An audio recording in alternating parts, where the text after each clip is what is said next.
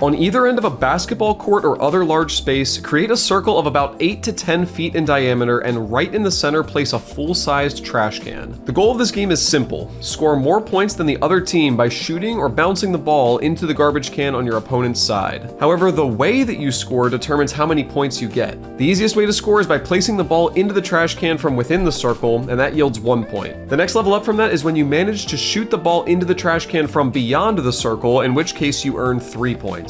And finally, if you're able to bounce the ball off of the floor and into the trash can from beyond the circle, then that nets you 5 points. But what makes this game even more unique is the most important rule: you can't move around the gym while holding the ball. If you catch or pick up the ball, you must immediately come to a stop and plant your feet, which means you'll need to look to your teammates for a chance to pass. This is the same rule as in Ultimate Frisbee, of which we're also borrowing the rules of defenders need to stay at least an arm's length away from those with the ball, and the idea that you can pivot off of 1 foot in order to get around the defender. The rule that we're not following is how the change of possession works, because in this game, anytime a ball hits the ground, it's up for grabs by either team. As the game goes on, there's some fun variations that you can add, such as only allowing everyone to use their non-dominant hand, allowing any baskets made by the girls of your group to be worth double, or adding a second ball into play. You can rotate through these variations to keep the gameplay fresh, and at the end of 20 minutes, whichever team has the most points wins. This game works best for groups of anywhere between 6 and 30 people, as do almost all of the games on our youth group game index on our website. If you go to ActuallyFun.com, you'll be able to filter through every game tutorial we've ever made by criteria such as age group you're working with,